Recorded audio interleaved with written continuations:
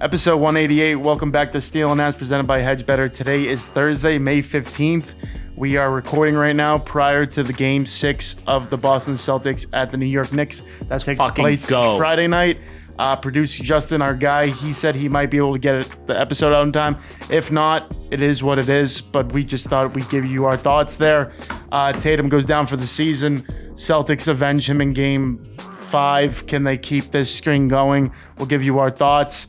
NBA, rest of the NHL playoff, we'll recap a little bit of what we've liked and, what we've been kind of surprised by. I think the NBA playoffs has been as best as it's been in a long time. Yeah, very good. Very good. And Pat's, their regular season schedule just came out. We'll give you the hot spots of the road games that you need to go to, and we're going to go through Game 1 through Game 17 and see what kind of record we have by just off the knob of, Mike Vrabel coming in as a first-year head coach, Drake May coming in as second year. We might be back, folks. Pretty good draft. You finally have a number one receiver, so we'll see what happens. Baseball minute. A lot of negativity surrounding around the Boston Red Sox right now. Back to 500, babe, is currently a thing. Yankees still leading the way. Aaron Judge, the best hitter in baseball. A lot of optimism on my side. Anything else? You might throw a couple, TV recs at you after that. Go Celtics. I think we're at a point where yes. Lead green, baby. Yeah. Well, we'll start out with it. Normally, we take a little break in the summer, maybe like a full month or something. But I didn't think that it was going to be maybe this short to where basketball season ends and only really baseball is among us.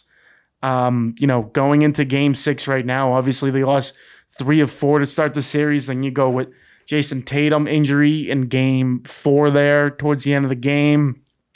Ruptured Achilles immediately at surgery. By the way, that's crazy, the turnaround. I think he had surgery that night, which is wild. Oh, yeah. Well, yeah. But, I mean, that one was definitely they knew what they were doing going into it. They didn't have to fucking do too much testing. That was pretty clear. Yeah, and then no, reporting from Shams or, any insider of, told you everything you need to know, that it was what everyone thought it was. Yeah. Otherwise, you would have saw some optimism from some tweets or some insiders. So, long story short, there, Tatum out for the season, 8 to 10 months.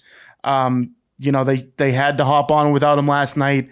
Jaylen Brown led by example. I think he had about 26 points. He had 12 rebounds, 8 assists. Came out there, really played good team basketball, and a lot of guys stepped up and when they had to. Luke. Yeah. What an absolute stud. He didn't get there, obviously played great. I needed the triple-double. Yeah. Every time the little fucking graphic came up, it got closer. It started with I don't know, he was at 8, 4, and 3. Yeah. And then it got to 10, 8, and 7. And I was like, dude. 10, 9, and 7. If you got a triple-double with 10 blocks, that's fucking up. I needed it. I was going to go fucking nuts. Every block he got, after 4, I went crazy. But it seemed in all these people saying, oh, they look better without Tatum. No, they just play with more desperation because their season was literally over if they lost last night's game. Oh yeah, absolutely, absolutely. And also on top of that, they're the reigning champs. And when your superstar, your leader goes down like that, you can either crumble or respond. And they're just a team that I thought, I don't know about the rest of the series, but I thought last night's game was an absolute no-brainer. We're going to win. Yeah, no, I had no fear of losing last night. I didn't think the season would be over last night. It's still a tough road back. It sucks. Obviously the fucking Game 1 and 2 were abysmal. Yeah, the big thing that I saw, at least on the offensive end last night, as opposed to other games trying to close. I mean, think about it. There's been 5 games in the series. All 5 games the Celtics have had over 14-point leads. Yeah. That's insane. But my point of the offense is they last night they were looking for the extra pass. They weren't just, maybe it could have been a 3, maybe it could have been someone driving for a layup. But of course, the surgence of Luke Cornett, where he kind of played off the pick and roll, had that backwards dunk. That was nuts. That was great. Whether you want to rank it a 5 or 6, that's fine. It still went in. Feet barely off the ground, reverse dunk. Incredible stuff. If we're all talking about Tatum, being out for the season, how about Kristaps Porzingis? Said after, in the press conference last night, he could barely breathe. Joe Mazzulla's been getting a lot of grief this series. He has been getting out coached by Tibbs there. Yes. But at halftime, he said, okay, this is what we're going to do. We're going to give Cornette minutes. We're going to we're gonna make sure Peyton Pritchard gets. Peyton Pritchard played 39 minutes last night. He went 5 for 14 from three, but like I felt like every time I saw Pritchard shooting, it was the good shot. It was the right shot to take. He was open. He just seems like, every time he's around the rim too, he can even, sneak in a layup on all these, Robinson, Karl Anthony Towns. It just seems like they still have a nucleus to where I think they could be the better team. If you look at, the top 5 players in this series, you talk about Jaylen Brown, you talk about Derek White, Drew Holiday, you throw in Jalen Brunson there. But then after that, you probably have three of the top 5 players still in the series. Oh, yeah. So, I mean, if you're talking about should we be favored to win the series? Should the Celtics come back? That still remains in question. I mean, this is a series where I don't think there's any pressure on the Celtics. The Celtics won the championship last year. Their best player just went out for the season. Now you have a guy in Jaylen Brown who's been your 1B the last, he called 6-7 years. I called 5 years now since Kyrie's gone. And he has an opportunity here to, make everyone a part of him better, which Jason Tatum, I think, has done an exceptionally good job of this year, making the people around him better. Now it's Jaylen Brown's time to kind of lead the team. And, Al Horford's giving you minutes at 39. Drew Holiday, played great defense last night. Sam Hauser finally came back and hit a couple big shots down the stretch. Yeah, thank God. Yeah, he's been pretty cold. But I think at the end of the day, all the pressure is on the Knicks now. They should... if I'm not a Celtics fan, if I'm an outside basketball looking at this game, I'm thinking the Knicks probably finish this at game 6. But all the pressure is on them. All the pressure in my entire livelihood has ever been on the New York Knicks. Shit has gone sideways. Oh, absolutely, absolutely. And I mean, after the first 2 games, you got to try to avenge that. That's in the Celtics' head. I mean, every loss has been god awful for the Celtics in this series. Absolutely terrible. Game 1 and 2, absolute choke job. Shoulda, coulda, woulda. Exactly. But not if you're on the team, even if you're a fan, you have to put that behind you. No, you have absolutely. to worry about Friday night, and you have to worry about getting a win at Madison Square Garden. And we said this before the series. I think, like everyone said, I think we had Celtics in 5 or 6 games. But don't sleep on Mikal Bridges, who I think it was at game 2, didn't have any points. Fourth quarter, scores 16 points, takes the game. I think he's easily been their second best player of the series. Jalen Brunson can't do it defensively, but he's told you time and time again he's a clutch player of the year. Apparently, there's an award for that. Hart's been a motherfucker. Yeah, too. Fourth quarter. Yeah, and Josh Hart. I mean, he could play on my team any day. I think the guy's a fucking hard worker. Not sold on Karl Anthony Towns. I think you look at Julius Randle in Minnesota right now, and he's thriving. I think at this point right now, I mean, who knows? It's still game 6, game 7 to play, but I think Minnesota got the best of that trade, at least right now. Oh, yeah, no, definitely. No, I think they did. Yeah, and OG Anunoby, again, is another hit-or-miss guy where, last night he shot 1 for 12, but, there was a couple big plays, in game 1 or 2 that he came up and was successful first team. Miles McBride has been, a pain in the ass for the Celtics off the bench, hitting some threes. I think he hit 3 last night. So, that's really the forefront of what I've seen from the Knicks. And then you look at the hack of Shaq to Mitchell Robinson, finally got it together last night. You take enough free throws, you're eventually going to hit it, but those are some ugly shots, man. Oh, absolutely, absolutely. But dude, credit to him because he was so bad at this. He went 4 for 4 last night. He's throwing fastballs at the rim, and if they just happen to go, yeah. But he's definitely improved from that because it used to be there's not a fuck. I think he was 5 for 17 going into last night. He went 6 for 6. Exactly. Yeah, good for him. So he's back over the 500 mark. Can't say that about the Red Sox, but we'll leave that for later on. Oh, I can't wait to get there. Yeah.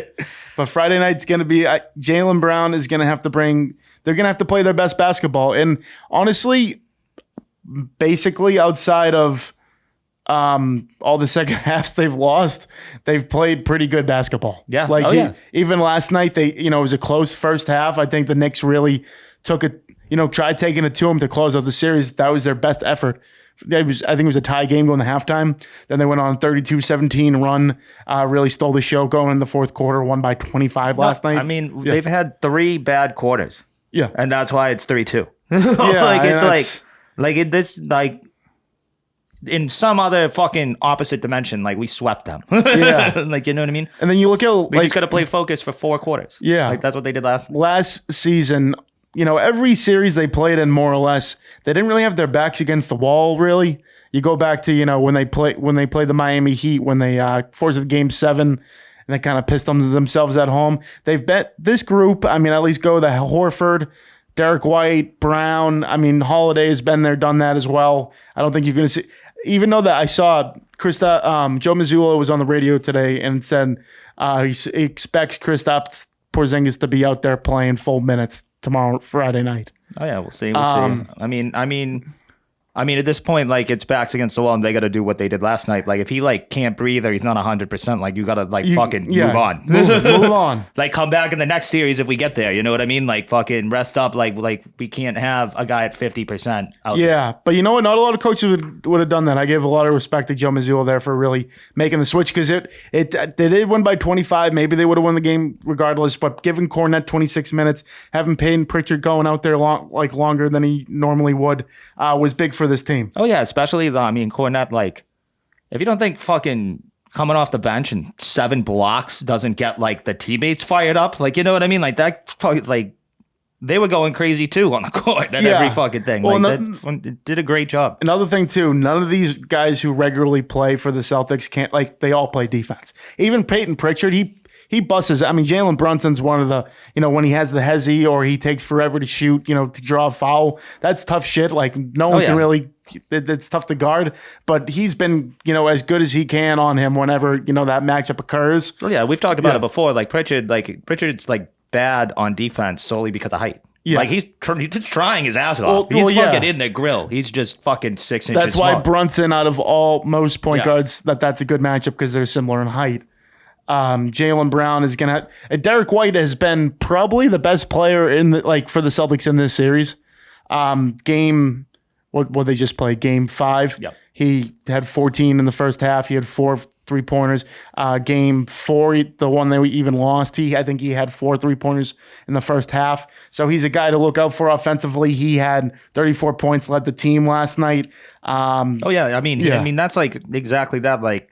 If his shot's going, he can give you 16 in the quarter. No, a quarter. You know what I mean? That shot, he can fire it in. It's gone from, Tatum 1A, Brown to 1B, to just Brown 1, White 2, basically. Just rotating there where, okay, they're both really good defensively, but how are we going to, move the ball? And I just think, bottom line, they need to look for the extra pass. I get they're going to shoot, how many 3-pointers they shoot last night? They shot 49, which is basically average for them. I think 50 is pretty average. Yeah, give it to So that's where you're going to be. If you can shoot 44% like you did last night, you're going to win the game. 100%. And as you were saying about the backs against the wall, even going farther back to when Jaylen Brown and Tatum were the young guys, teams they've never gone down without a fight. No, even if it was LeBron or something, they took Game 7 to LeBron to Game 7 when they were 19 and 20. Yeah, you know what I mean. And they're fucking road warriors. Yeah,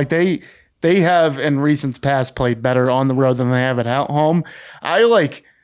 I feel like the pressure will really be on the Knicks tomorrow night, but if it comes back to the Garden on, is that Monday? It would be Monday night. I don't the Celtics will be expected to finish that. Yeah, no, if it gets to Game 7, they will be favored in that game, no doubt. That's one thing. They fought through in Game 3, and Game 3 was a crazy crowd, overconfident. They just stole both on the road. There's going to be some nervous people sitting in those stands. Oh, definitely. Madison Square Garden tomorrow. There's going to be some nervous people. Because they've seen some shitty happenings before. I mean? There's going to be some nerves. But before we wrap up on the Celtics, I would like to see Neemias Queta get at least 10 minutes tomorrow night.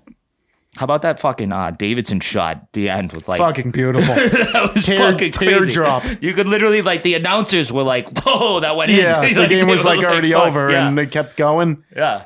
Bottom line is just going to be able to close out. You need to close out game. I think they will win tomorrow night, Friday night, if they can close out the game. Because I think they're going to beat every game they've been there. Yeah. But can you finish the job? Can you close out defensively? Can you get to the line? That's another thing, too. They got to the line last night 26 times, shot 65%, only 17 went in. You can't miss 9 free throws, expect to win a game in the NBA. No, it can't happen. And keep attacking, too. You got Jalen Brunson to foul out. That's not a guy. Karl Anthony Towns, it's one thing, the big guy. they foul out from time to time. Like Brunson fouling out isn't fucking But run of the mill. it reminded me in the closeout game against the Magic, Paulo Banchero fouled out. Immediately the game went boom. Same thing. Same he thing didn't even happened. foul out. He just got in trouble. They took him out for like 4 minutes and they went down by like 25. That was five. I think that was 5 fouls with like halfway to go in the third quarter. Yeah. So then it was over by then. And before he got back in, it was over. It was over. Yeah. Be interesting to see tomorrow night. We'd all love them to push it to a game 7, see what happens. You look at the outlook of the NBA playoffs. It was quite a surprise on the other side of it as Indiana took down Cleveland in 5 games. Seems like Indiana's playing really good offensive basketball right now. Seem really be swinging around, led by Tyrese Haliburton. Very, very sneakily, just like skyrocketing up the like leaders list. Haliburton, like back-to-back conference finals. Yeah, that's fucking. That's impressive. That Mathurin guy, Miles Turner, the guy who's the guy we traded over there, who's a dog. I'm not gonna remember. Aaron Nesmith. He's been playing well. That team, they have some experience from last year. Whoever they play, they're going to be pretty hungry. Oh yeah, that's all they were missing last year. I mean, it was like the toughest series with them last year. We swept them, but every game was like a point. And no matter who wins, the Knicks or the Celtics, we're without our best player. The Knicks haven't been there. They're probably licking their chops, thinking that they have a good opportunity to advance. Yeah, and they probably want us to win this game too, because sit. Yeah, rest. get some time. Yeah, they're probably rooting for the Celtics. It says it started May 21st, so that is next Wednesday. So that would be the Eastern Conference Final start. On the other side, it's a lot like last year. The Timberwolves, beat 2 teams with highly, players in the Lakers and the Warriors. They just beat the Warriors in 5 games. But I honestly think the winner of the Thunder and the Nuggets is going to win the whole thing. I think those 2 teams are going back. That's probably the best series I've seen so far with the Thunder and the Nuggets. SGA has been, being the leader of that team the past couple seasons. He's probably the MVP of this year. And then you have Jokic on the other end, who's been dynamic, a team that's gone a long way. OKC's up 3-2, big game actually tonight, recording on a Thursday. I could see definitely last year Luka went into the Western Conference Finals and beat T-Wolves in 5 games. I could see whoever advances the Thunder and the Nuggets getting to the championship in 4 or 5 games. Although Anthony Edwards has played well, although they have a pretty deep team, they've kind of gotten lucky of their matchups.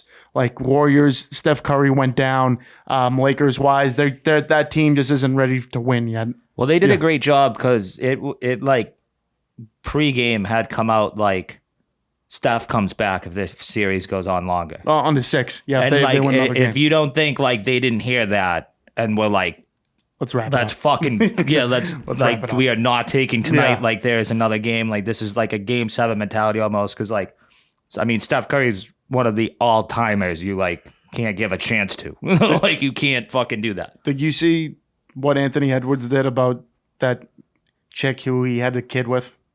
No. So like he said he didn't want to be in the kid's life, which I think is awful, but that's not what I'm commenting on.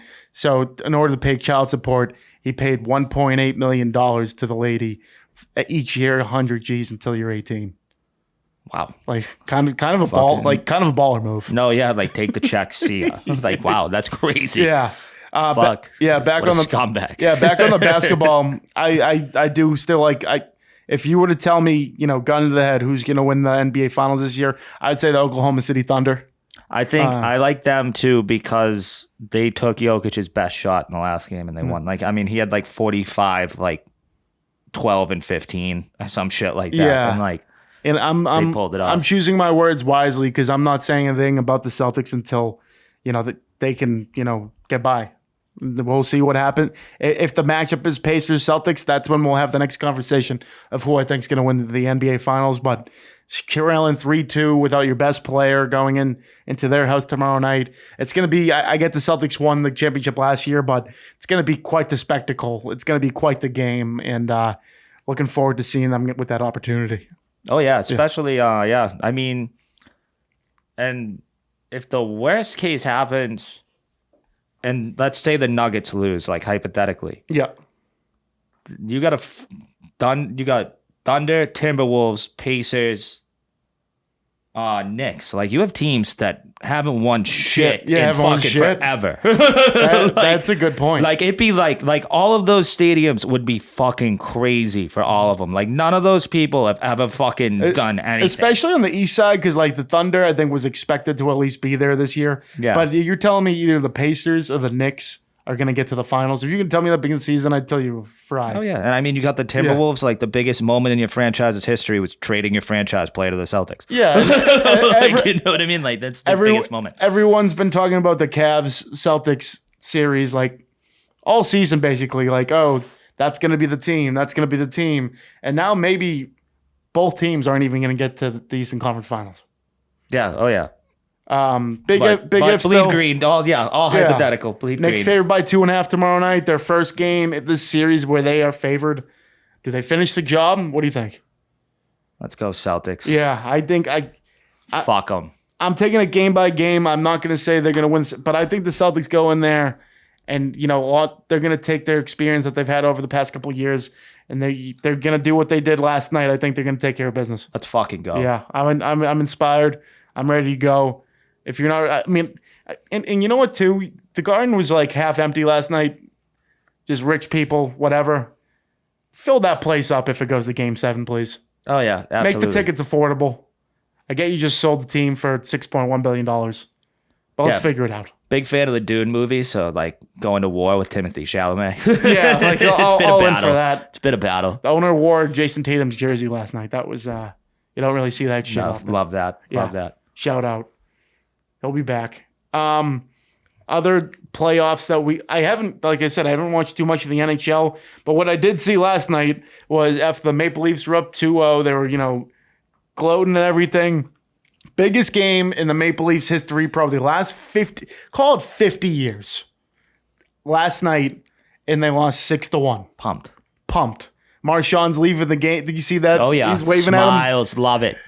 It's just Cry. It's just another time Brad Marchand takes you out. He's been playing pretty good this series too. Oh yeah, he's been getting on the score sheet. He was the best player besides Pasta. Whoever gets him in the offseason, it's going to be a gem. Like I think the Rangers would be a good team that's trying to get back on top. One of those guys, good culture guy. I mean, he's leading this team. He's helping lead this team to maybe perhaps another Eastern Conference final appearance. Dude, the Panthers is gross enough, man. We don't need them on the Rangers. Yeah.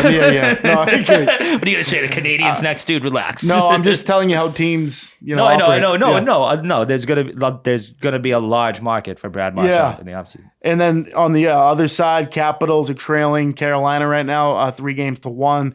They're playing currently tied up at 1 in the second period. On the other end, yeah, you got Obi. Then I mean that Carolina, Florida would be an absolutely unreal series. If that's how it goes. Carolina, yeah. Carolina, just two Florida. grinder teams that like some gritty hockey. Yeah, but that like even the years people might have thought like, okay, their window to like win it all has, especially the Hurricanes. The Hurricanes were favorites like the past like 3 years to like go all the way, and they're taking care of business against Ovi and the Caps right now. Oilers show face again, win in 5 games over the Golden Knights. Jets, I think they got as far as they can take it here. I think the Stars going to take care of business here. Oilers get back to the Cup. Maybe Panthers. Maybe a rematch. We'll see. But the Stars have looked like a wagon the past several games. The Stars look good. Sagan's still playing? Oh, yeah. Yeah. No, they're getting good. Rantanen looks like an amazing pickup. Well, they have 3 hat tricks, right? And Rantanen has two of them. No, he's been the best player, yeah. He's been absolutely incredible. Will be interesting to see. Obviously, without his old team, yeah, Avalanche. Without the Bruins in the playoffs, I don't know with the Celtics going on, everything. I just haven't tuned into much, but I think once the conference finals go around, I'll be showing face a little more. Yeah, it should be two great matchups. Yeah, however it goes. Speaking of matchups, we have a full fuck the Leafs. Yeah, we have a full 17. Yeah, full 17 game slate that they somehow make it like a holiday now of the NFL schedule release. Patriots got a pretty sizable schedule, favorable schedule, I should say. With Mike Vrabel coming in as the head coach, with a pretty good NFL draft, at least on paper. Getting a number one wide receiver in Stephon Diggs, Milton Williams, Carlton Davis coming in defensively. You have a second-year quarterback in Drake May. Is this the time to really, 4 wins in the last, each of the last 2 seasons? Are they going to flip the script this year? Well, with a lighter schedule, as opposed to these teams' records the year before and how they kind of look now, looks kind of favorable. We're going to go game 1 through game 17, and we're going to go with a record here. We're just going to get it done. Let's go. So the opening game at home, it's the Josh McDaniels revenge game, as he's the offensive coordinator of the Patriots. Vegas and Geno Smith come into Foxborough last year. Geno Smith came out with an overtime victory over Drake May at home. I just don't think Vegas is ready for this, especially in the opener. I think this Patriots going to come out guns blazing. I got Pats winning the first game. I think so too. I think if there is a game changer in that game, it's if Genty fucking comes right out as a running back fucking stud. Yeah. Oh, that could be true too. Because I think he's like the game changer. I do like us to win that game though. I think that team's kind of in shambles. It's just they're rebuilding. Speaking of, the run game, defending it, Christian Barmore just got cleared after his blood clots last year. It's good to hear. Second game at Miami. This is a not so fast game for me. They usually don't play well in Miami. I think Miami's very underrated in terms of their offense, and I don't think the Patriots have had any success in Miami the past couple of years. I got a loss here. In Miami was like the only game I admitted defeat with Tom Brady. We don't win in Miami. No, we don't. No. And it's just that simple. Game 3. Although there is a prayer a little bit because it's that early. Yeah. That does change it a little. You could get them while they're, Yeah, because usually that game's in December, and it's it just fucks. Season's already wrapped up and then you have Pittsburgh at home, game 3. So we're sitting at 1-1 right now. Pittsburgh doesn't have a quarterback right now with Mason Rudolph if they don't get Aaron Rodgers. Even with Aaron Rodgers, I think Pittsburgh's going to take a big step back this year. They always flirt with 500. I think this is the year they finally don't go over, especially because they're Division 2 and I think the Bengals are going to have a better year and the Ravens do what they do. Who knows about the Browns? Probably they're going to suck, but maybe they'll be battling Cleveland for sucking. I got them winning this game going 2-1. Yep, I agree. That's how I was going to say it. I was like, without fucking Aaron Rodgers, Patriots win. With Aaron Rodgers, Patriots win. Yeah, easily. Fuck him. I really hope he doesn't play. He's such a waste of time. Yeah, at home, Carolina. This will be an interesting game because I think Carolina's getting better too. I can see this being close, but again, I got Patriots win again, 3-1. Yeah, after 4 weeks. Yep, I agree. Carolina, they're not there yet. Bryce Young, not a fan. Yeah, but I don't think they. I don't. If this team starts 3-1, how much hype is going to be around? So much. 3-1. I get it's Vegas, Miami, Pittsburgh, and Carolina. I mean, if you just look at it, 4-0, but I'm thinking 3-1. If you start, that's a good start to the season. The worst part about that is then we're going to be on Sunday Night Football. We're going to get massacred by the Bills. Yeah. No, we're going to be so fired up for that. Anyone who's doing this right now, 1 through 17, everyone has that game as a loss. Yeah. That would be that has to be at least a 10-point spread going into it. But you're sitting at 3-1. You're going up against the big guns who have won the division, 4 or 5 years in a row now. I don't see it happening. So back to 3-2. Yeah, no, that will be a humbling game for them. Yeah, if they're 3-1. Another one here. Their quarterback just retired, Derek Carr, going to New Orleans. It seems like they still have some athletic guys that they actually got in there. That would actually be a decent place for it. Not that I'm big on Aaron Rodgers, but that'd be a place to look at too if I was him. I got another win here. I mean, Spencer Rattler, come on now. Get the fuck out of my face with Spencer Rattler. So 4-2. Pats by $1 billion that game. Yeah. 4-2. You go into Nashville. There's fucking turkey legs. There's the honky tonk. There's a lot of Bud Lights going on. Might have to go. 4-2. Good record here so far. But are you gonna beat the number 1 overall pick? And it's the Mike Vrabel revenge game. It is the revenge game, so he's going to come. But that game is tough because as a big fan of Cam Ward, what Jaden Daniels did was incredible, but he's got some of that player. Like, he might light it up rookie year. Yeah, it depends the people around him. I mean, he's got Calvin Ridley. They just got another guy. I forget who it was. They took Xavier Restrepo. Okay. His number one target in college. So that's going to be huge for them. I'll give you the opinion. We going win or loss on this. We're there, so win. Win. Okay, so we're now sitting at 5-2 heading into week 8 at home against Cleveland. I mean, I'm speak for us. We're beating Cleveland at home. It's happening. Yeah. So that's 6-2. That we might. 6-2 makes me nervous about that Tennessee bit. Yeah. Because all right. I might switch the Tennessee game because I don't think we'll be 6-2. That just seems crazy to say. Okay, so we'll go loss Tennessee, win Cleveland. Who knows? 5-3. 5-3 sounds way better because the stretch coming up, you have Atlanta at home, who, it's going to be Michael Penix's first true year. He has got a lot of offensive weapons. I think Bijan Robinson, this is the year I think he should really come out to as, a top 3 back in the league. Could definitely be a tough game. Yeah, no, absolutely a tough game. And the NFL, I think the Falcons are in like 6 primetime games or 5 or something like that. So like the NFL thinks the Falcons are going to be like. I'm going to go with an TV. L at home. Yeah. An L at home. Get back. I mean, what's that? 5. So we're 5-4 now going into Tampa week 10. Baker Mayfield. Just seems like this is a nice measuring stick game to where, Tampa's definitely a playoff team, but like how much better are they than the Patriots? I could see the Patriots going on the road and taking this game. I think Baker's revived his career there. I think Baker might take that one from him. Okay, so he's taking them. So now we're 5-5 after 10 games. 5-5 after 10 games.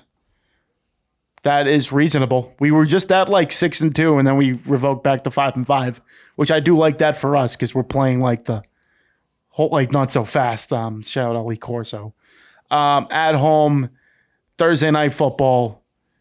This is going to be on the graphic. Got to take the Patriots at home against the Jets. Oh, yeah, no brainer. Yeah. Justin Fields just seems like, will he put up a better effort than what Aaron Rodgers did last year? Probably. Yeah. But getting it to the receivers, getting it to Garrett Wilson, I can see some more receivers, not happy. That's exactly what he did with the Bears. Even last year with the Steelers, they were winning games, but they weren't really scoring any points. And then so they're at 6-5 after week 11. They're going into Cincinnati. They'll beat Cincinnati last year in the opener. Cincy, clearly a team that didn't make the playoffs last year, have one of the best quarterbacks in football. I think they made some moves defensively to make themselves better. I got a loss here, so they're 6-6. Yeah.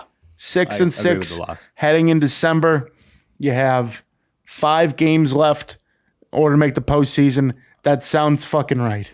Yeah. That sounds fucking right. It does. The Giants at home, Monday Night Football. Again, a team that I think they think they nailed the draft. Nailing the draft this year does not make you a good team this year. If that makes like Jackson Dart probably playing by week 13. Oh yeah. I got the Patriots winning here at home, 7-6 heading into the bye week. Last time we played them, it was like a 10-9 game, and I had to wear a Giants jersey for 3 weeks. Yeah. Redemption. Yeah, redemption is right. Fuck the Giants. They're going to win the bye week. You know why they're going to win the bye week? Because this is my upset of the year. Because week 15, they host the AFC East leaders in Buffalo, and they're going to upset them on their home turf to go 8-6. Okay. They're going to be, right? That's 8-6? Yeah, we're 14 games in. 8-6 right now. Okay. Unless you want Buffalo. Do you want Buffalo? All right, so 7-7. Yeah. We'll go 7-7. We can split with Buffalo. Oh, so we win? Okay, so we're 8-6. Okay, 8-6. I'm trying to be on the same page, man. Baltimore on the road, 1:00 game. This is going to be when Baltimore, whether they're trying to secure AFC North or trying to secure home field advantage. Going to be an L. We'll go back to 8-7 there. On the road, right after Christmas here. Big game at MetLife against the Jets. This is a gotta have a game. I think you're 8-7 at this point. So give it a win. Yeah, absolutely. 9-7 Now you're playing Miami week 18, and this game probably means if you're going to the playoffs or not. Yep, and we win because it's in Gillette. Because it's in Gillette. It's the opposite of fucking. And by Miami, when we played down there. And we I don't know who choked Skylar Thompson plays for anymore, but like by week 18, someone else besides two is playing quarterback. 100%. So And he ain't gonna be any good. So after finishing up with that 10-7, I mean, we like didn't really give any leeway. Like, and honestly, there was losses in there that easily could have been wins. Yeah, I think we were the only one I was like was Buffalo, but off the bye week, I could definitely see that happening. Last year, you saw the Patriots even figure it out and play good football against Buffalo both games. I'll start with the first game because the second one didn't matter. They actually did play well in Buffalo. Yeah. I could see them winning a game. A 10-7, I think it sounds realistic. I was listening to the radio today. They were saying it could get up to 12-5. Like again, not to, see, that's picking the Tennessee game. Back to the not so fast. But anything better than 4 wins positivity. I think anything under 7 wins is a loss for the season. No, that's a great schedule for like a rebuilding team. Set between 7 and 10 wins, I think, is the goal. Yeah. Oh, yeah. And I mean, because there's what, like there's 3 or 4 games where there's like no fucking chance. Yeah. And that's about it. Like I call that Baltimore, the first one on the road against Buffalo. And the Bengals. So that's 3. And then if you even, me and you were just fucking very afraid of the Atlanta Falcons, apparently. we were like, no, we're not winning that game. Yeah, like bottom line. So yeah, call it 3. So I mean, if they want to play great football, 14-3. If they want to play awful football, 6-11. Yeah, no, yeah, there's a lot of leeway because there are some teams that could shock you there. I mean, like Tennessee, New Orleans being the ones because we just don't know what those teams have in store yet. We don't know. And it was a small sample size last year, and obviously wasn't the offense they're going to run. But then again, Drake May had games last season where if they got the touchdown on the final drive, they win the game. Are you going to be able to do that this year with a better offensive scheme ran by Josh McDaniels, just a better overall and experienced head coach, and Mike Vrabel? Are you going to, be able to do that? Or are you going to turn the ball over? There's a lot of elements that go into this to where, we're just saying win or loss going down. Oh, yeah, of course. A lot of things that go into it. Even the kicker. What kicker are we going to have? This Miami guy? And all about the U, baby. In December, is he going to be able to kick field goals? I heard Rodrigo Blankenship has hit his first 15 field goals in the UFL this year. Fuck. Yeah. Love that. So he might be back. That'd be sick. It was either Blankenship or it was the Guile guy. Either way, they both suck. But yeah. But Blankenship was like, he might be the best college kicker of all time. Yeah, he's up there. The guy with the rec specs, right? Shadow Angelfonte. Absolute stud. Friend of the pod. All right, well, that should be interesting going forward. Still a lot of time here. We're in May 15th.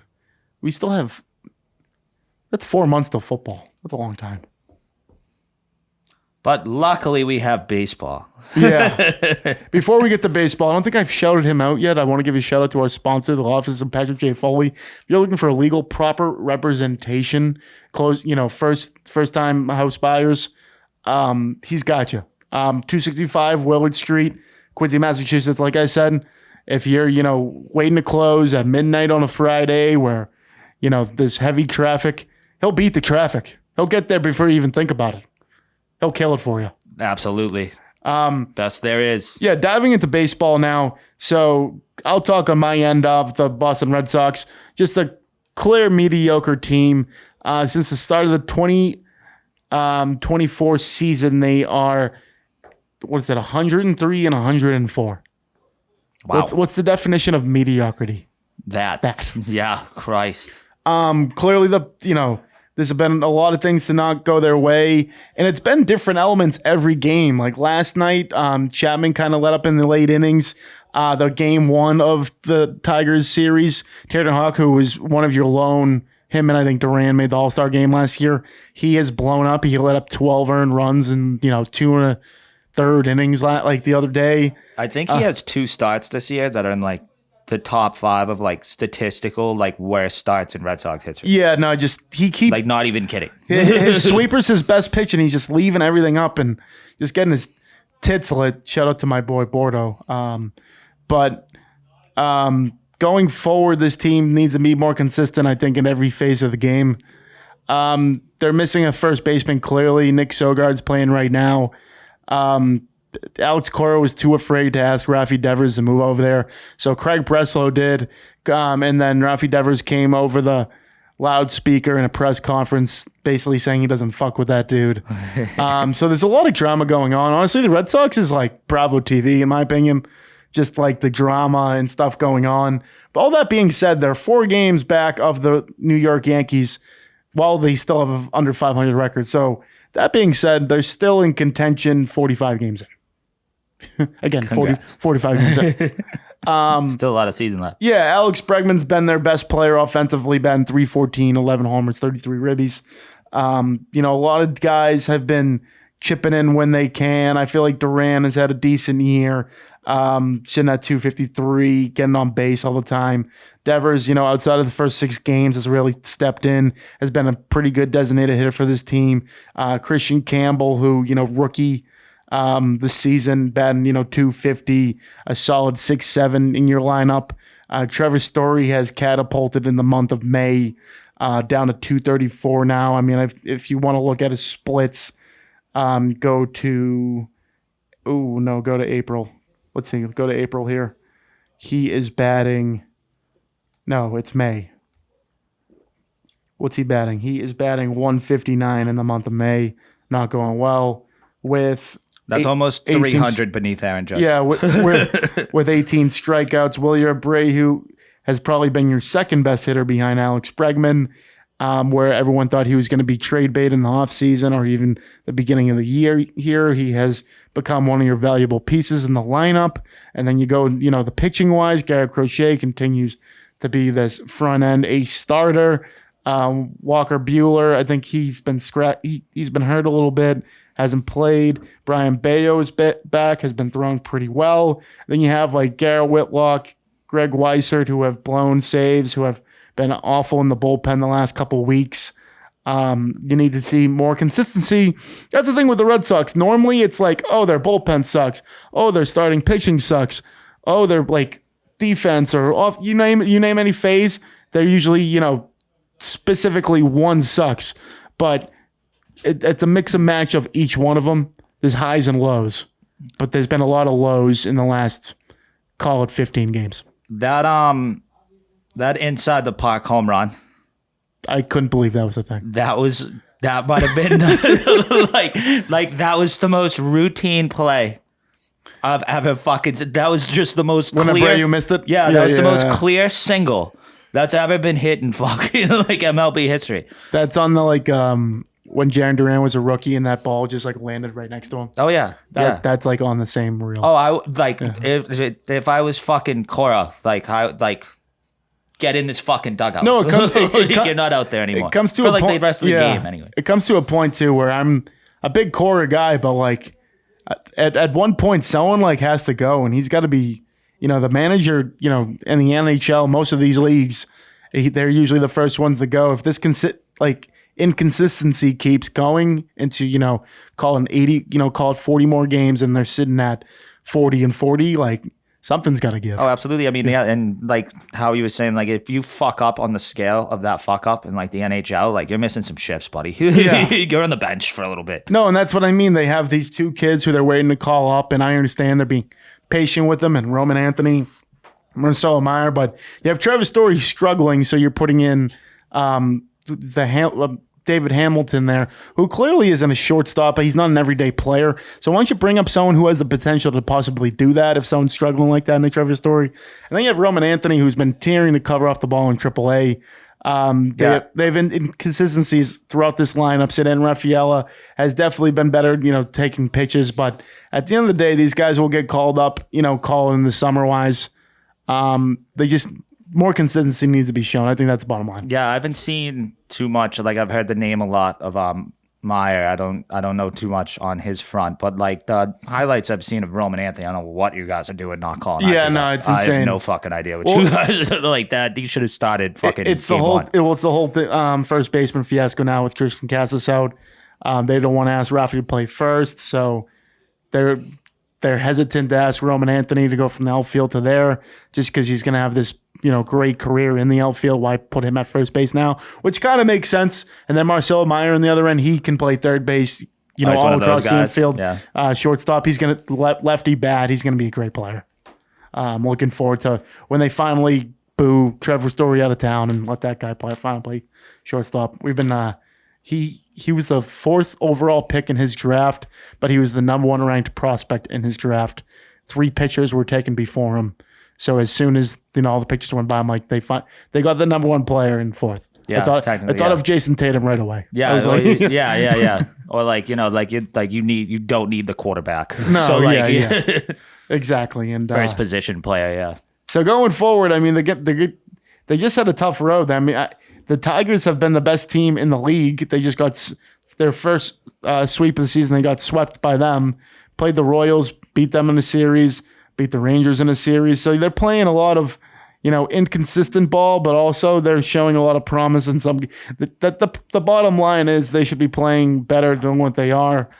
Coming up, they have the Atlanta Braves this weekend, who, they'll be throwing Chris Sale against Crochet Friday night, tomorrow night. That'll be quite the spectacle there at Fenway. That'd be a nice one. And then you have the Mets, who made a good playoff run last year. Baltimore struggling. Then you have Milwaukee, where there's been a lot of rumors about first baseman unhappy there, and Rhys Hoskins. We need a first baseman. Rhys Hoskins would be a great addition to the Boston Red Sox. Good player. We'll see how that goes. But so far, yeah, mediocre. Like I said, 103 and 104 the last fucking beginning of 2024. So tough forefront. All right, so let's talk elite. Yeah. I see elite. Aaron Judge, everywhere.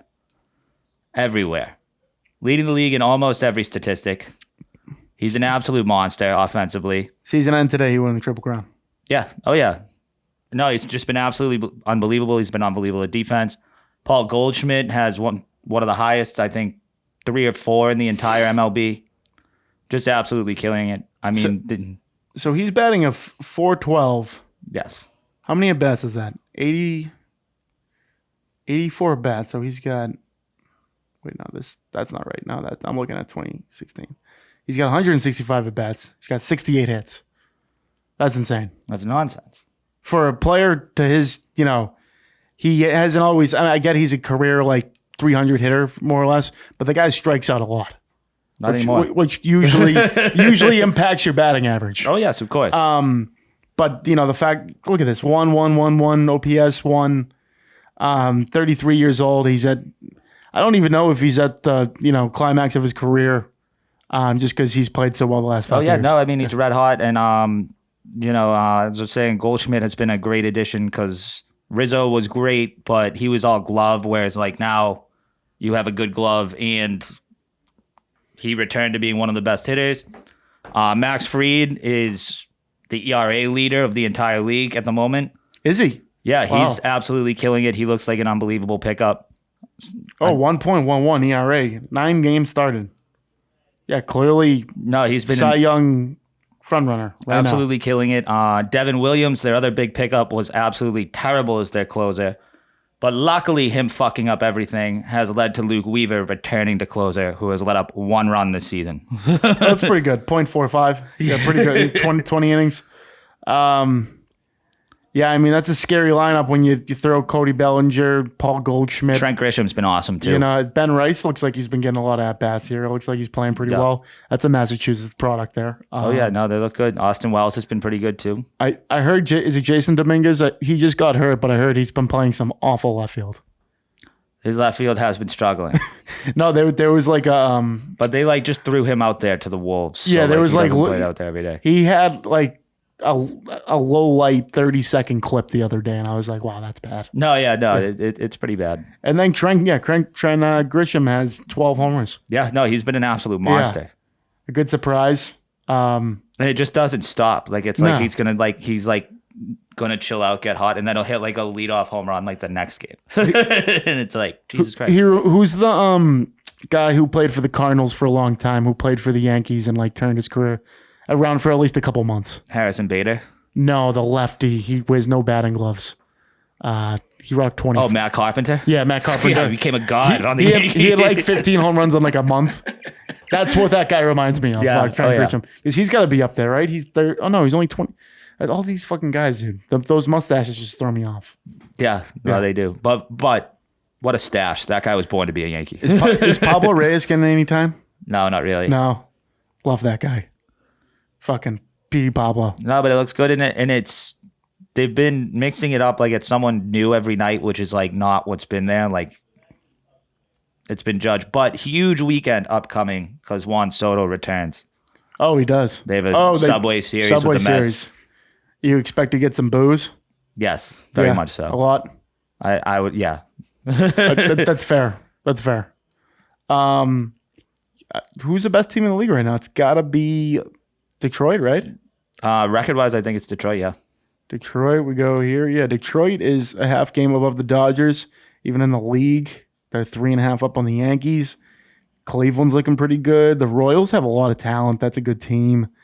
On the other side, Padres continue to play good baseball. Shout out ex-intern Brian. Just moved actually to LA, so I think he's now a Dodgers fan. So I don't really know where that's going. That's a tough. It's a tough go these days. Yeah, and then the lowest of the lows. Colorado Rockies right now are 7-36. No, what it's very early, but the Rockies are on like all-time worst team watch. We do They're that close. Every time we talk about baseball, we look at the worst team, and every week it's just been them. Yeah, and I'm pretty sure they're the worst team by like miles. Yeah. So like, you I go. don't think a team's Let me like go close back. to- So you go overall.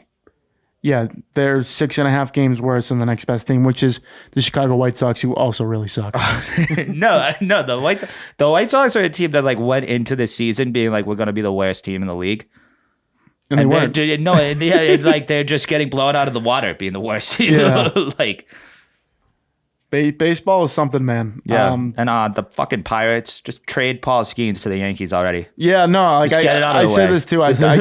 He's a Yankee, either a Yankee or Dodger. He's like he's going to be on one of those. The big Dodgers teams. have enough. Fuck them. Yeah, no, exactly. No, but that's the problem. It's like, okay, who can we get now this offseason? They Yeah. do that every year. He's already rocking a mustache. Yeah. He knows what he wants. Exactly.